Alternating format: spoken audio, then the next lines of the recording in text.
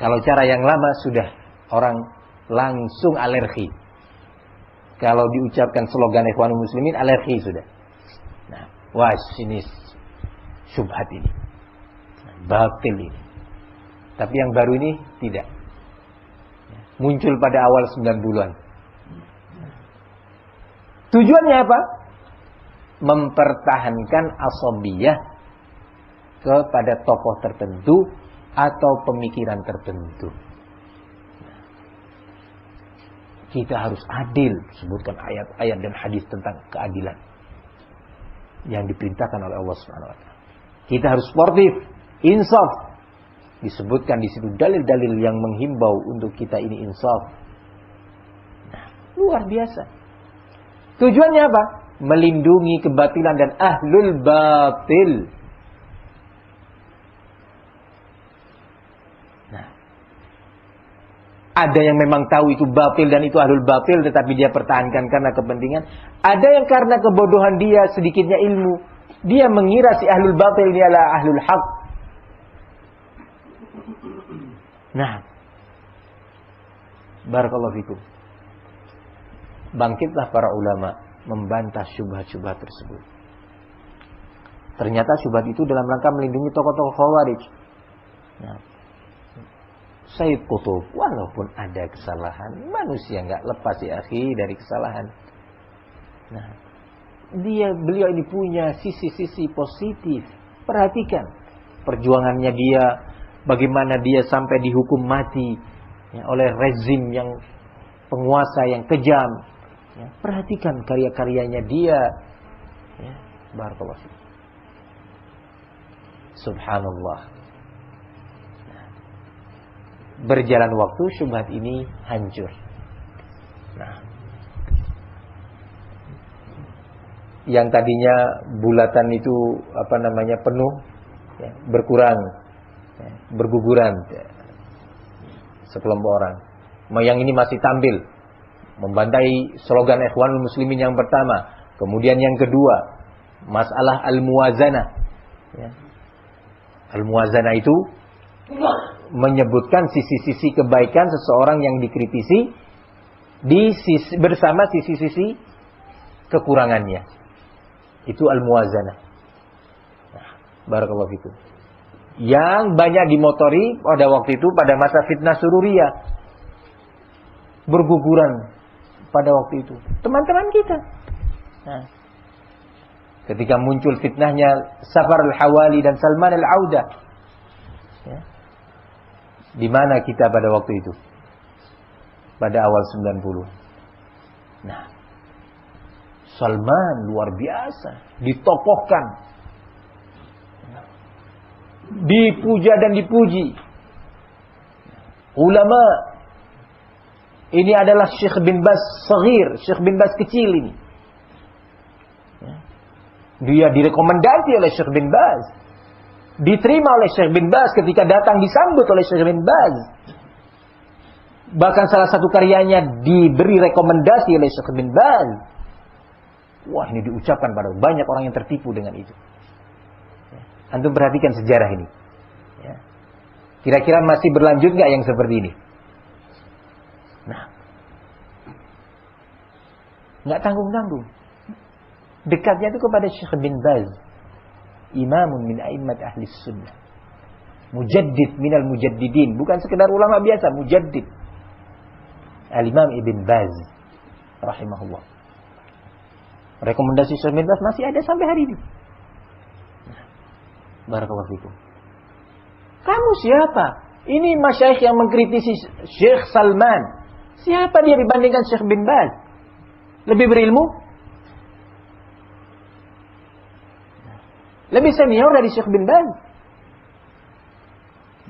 Masya Allah. Berjalan waktu, sebulan, 2 bulan, setahun, 2 tahun. Masyayikh yang mengkritisi melalui tulisan-tulisan dan muhadarah-muhadarah, dicercah habis-habisan. Syekh Muhammad Aman al-Jami rahimahullah sudah meninggal. Syekh Rabi' bin Hadi al-Madkhali. Naam. Syekh Ubaid al-Jabiri. Dari masyayikh yang ada di Madinah pada waktu itu, yang banyak tampil membongkar syubhat Dr. Safar Al-Hawali dan Dr. Salman Al-Audah. Dulu di Indonesia pada tahun 90, ya, 91, 92, buku-buku Salman Al-Audah, Sifatul Ghuraba, kemudian judul yang berikutnya Al-Ghuraba Al-Awwalun, banyak dikaji dan dijadikan bahan materi dalam daurah-daurah. Luar biasa tahqiqnya, ya, dalam bidang hadis bagus. Ya. Sudah cukup Syekh bin Baz telah merekomendasi salah satu karyanya. Dr. Safar Al-Hawali dipuji oleh Syekh Ibnu Utsaimin. Oh, pujian Syekh Ibnu Utsaimin disebarkan oleh mereka. Ya, rekaman suaranya terus disebarkan. Nih, Dr. Safar. Siapa kalian? Nah, subhanallah, di saat itu ada orang yang tegar, melihat sesuatu dengan ilmiah. Nah, enggak tersibukkan atau terkalahkan oleh gemilaunya pujian-pujian itu tadi, tidak. Tapi dilihat sesuatu dengan bimbingan ilmu. Bagaimana sih kritikan para ulama terhadap Dr. Safar dan Salman Al-Audah? Dilihat, ternyata Syekh Rabi di sana membongkar, Syekh Muhammad Aman Al-Jami, pemikiran-pemikiran menyimpang, pemikiran-pemikiran khawarij yang ada pada dua tokoh ini. Nah, mereka terus gencar selebaran pujian Syekh bin Baz, sebarkan sana sini. Belum ada internet waktu itu, belum ada.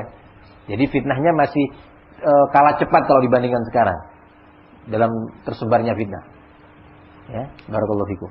Luar biasa. Di Indonesia mulai muncul tokoh-tokoh yang pada waktu itu berbaju salafi, ya, yang kemudian diistilahkan dengan sururiyah. Sekarang muncul syubhat, kok dituduh sururi sih? Mereka itu padahal menentang demo, mereka tidak berbicara tentang waliul amr. Ciri-ciri sururi kan berbicara tentang waliul amr. Orang-orang baru yang baru mengenal salafiyah 5, 7, 10 tahun terakhir ini kemakan syubhat ini. Iya, ustaz-ustaz itu mendolimin. Tidak belajar sejarah. Buktinya coba lihat, mereka punya majalah justru menentang demo, justru mengajak kepada taat kepada waliul amr. Nah, perlu diketahui, di saat munculnya fitnah sururiyah awal tadi, nah, tokoh-tokoh seperti nama-nama Abu Nida, Muhammad Wujud, dan yang semisalnya muncul asabiyahnya. Ini lagi-lagi ulama ditahdir. Padahal Syekh Salman ini, lihat karya-karyanya. Apalagi ini. Nah, mulai pecah. Barakallahu fikum. Mulai bahtera itu pecah. Ya. Nah, ada yang mengikuti kritikan ulama, masyayikh tadi, Syekh Rabi, Syekh Muhammad Aman Al-Jami, Syekh Ubaid Al-Jabiri dan yang semisalnya. Ada yang ini ulama sigar.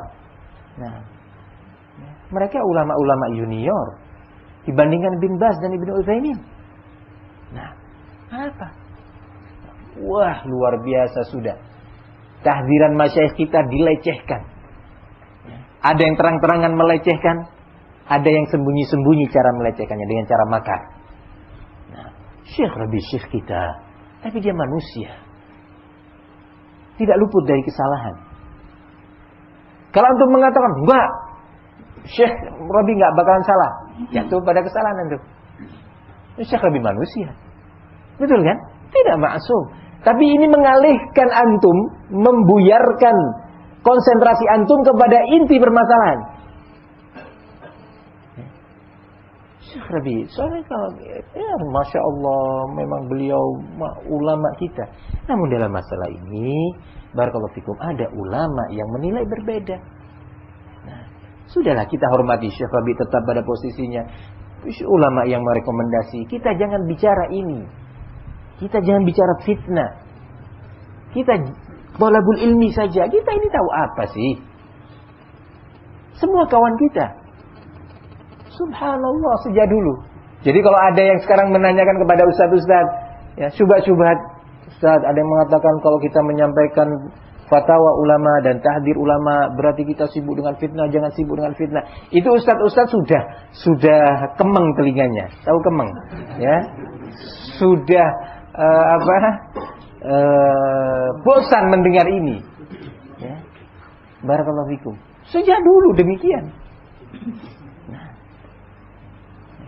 Sampai akhirnya melalui tentunya ba'da hidayatillah dan pertolongan Allah, kemudian perjuangan para ulama yang ada di Madinah tadi, Syekh Rabi, Syekh Muhammad Aman dan yang lainnya, ya.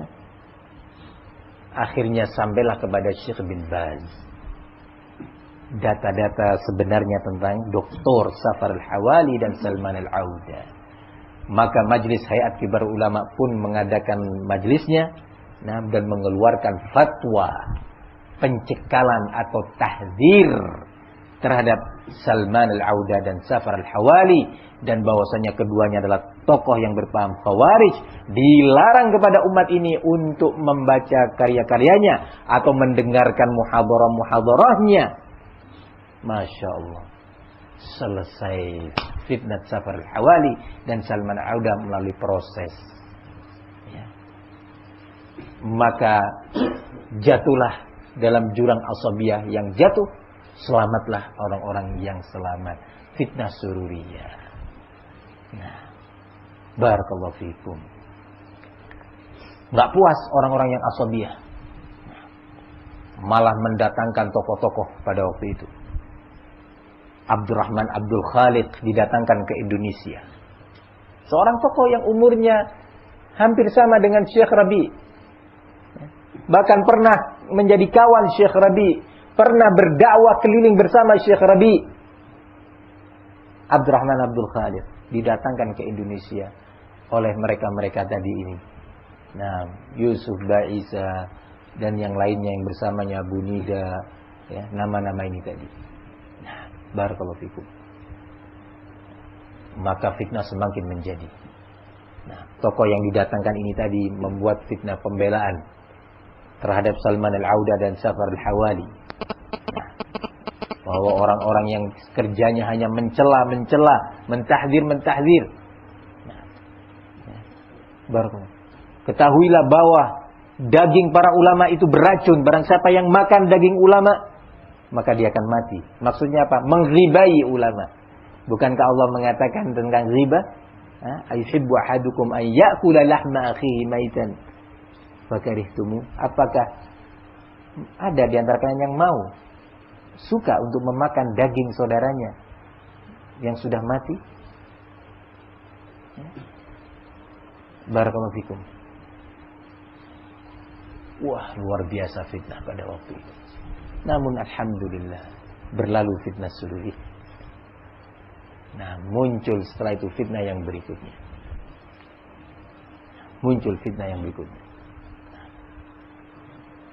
Syubhat yang lalu dirubah lagi. Nah, sudah bukan saatnya pada waktu itu orang mau berbicara, kita harus insaf, kita harus adil. Sudah, ini nggak laku sudah. Ya. Karena ulama sudah berbicara dan membantah ini. Nah, muncul yang berikutnya.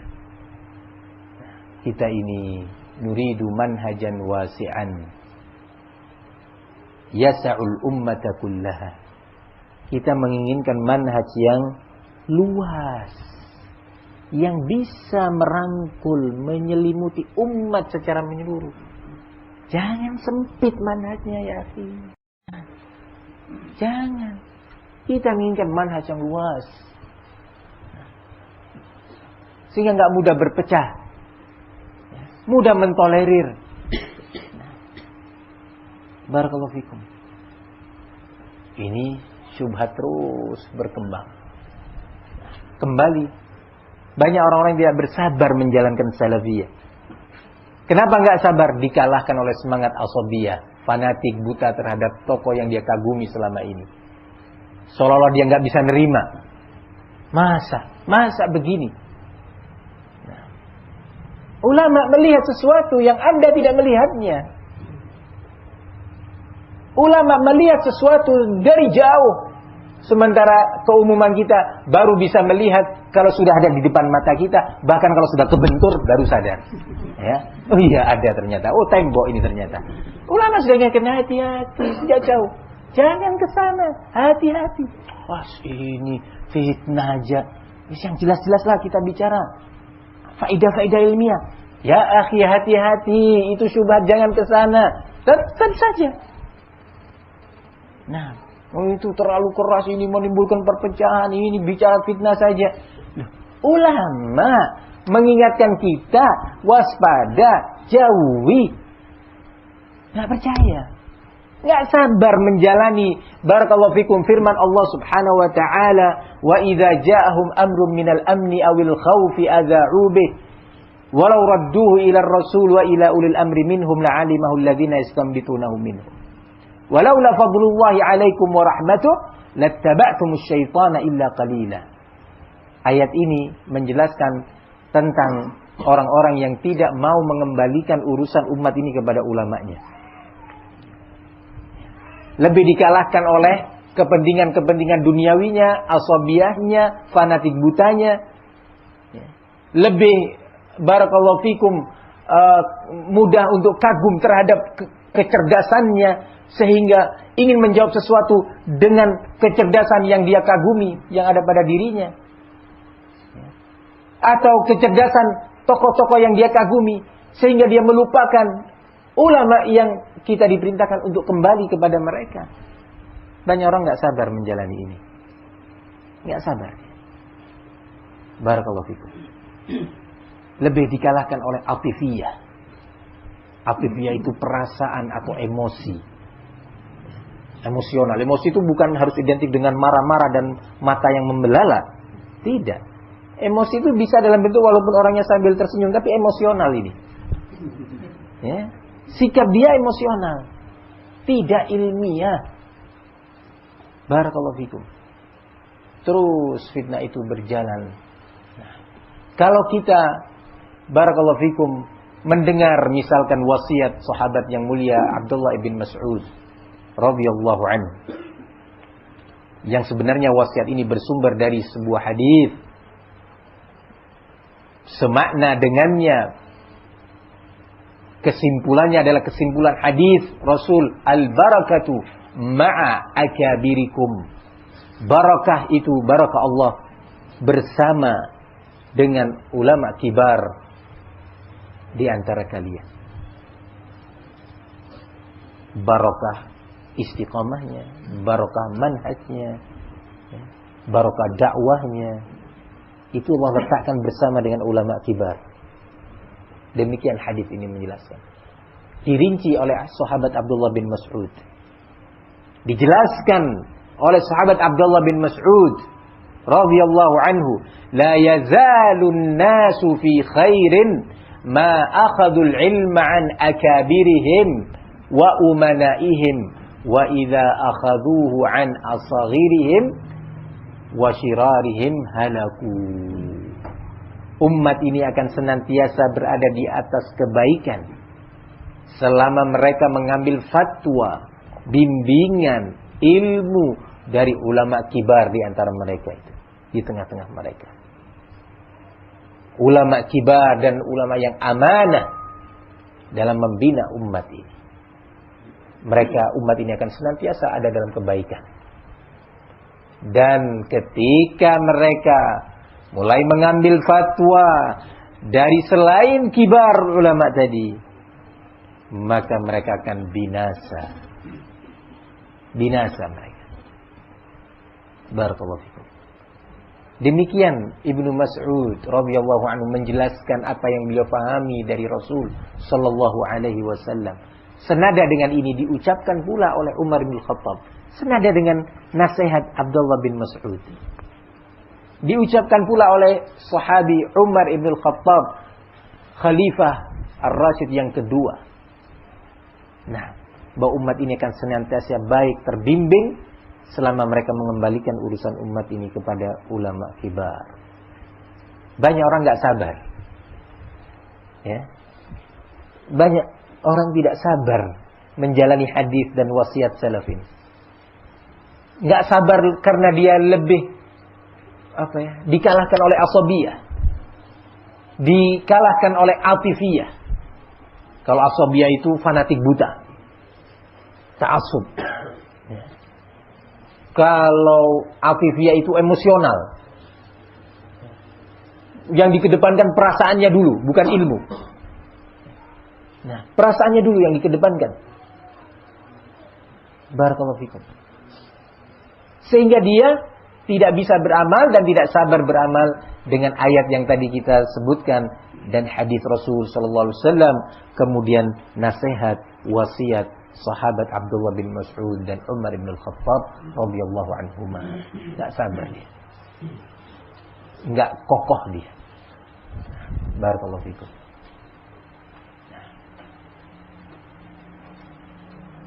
Datanglah syubhat-syubhat. Misalkan, naam,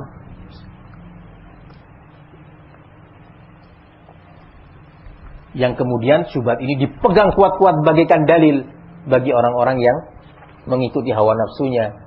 Hawa nafsu itu bisa dalam bentuk logika dan yang lainnya. Apa itu?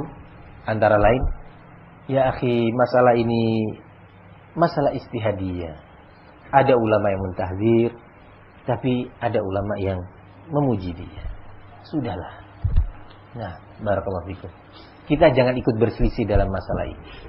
Ini masalahnya ulama. Kita bukan kelasnya. Memang benar, kita bukan kelasnya untuk berfatwa. Bukan kelasnya kita. Ya. Barakallahu fikum. Masih sekian tahapan yang jauh dan panjang untuk kita sampai kepada tahapan ijtihad dan istinbat. Mengambil kesimpulan hukum. Nah, tidak tahu kapan kita sampai ke sana, apakah masih bisa untuk sampai kepada tahapan tersebut, atau ya kita ini seperti ini sudah keadaannya. Nah, barakallahu fikum.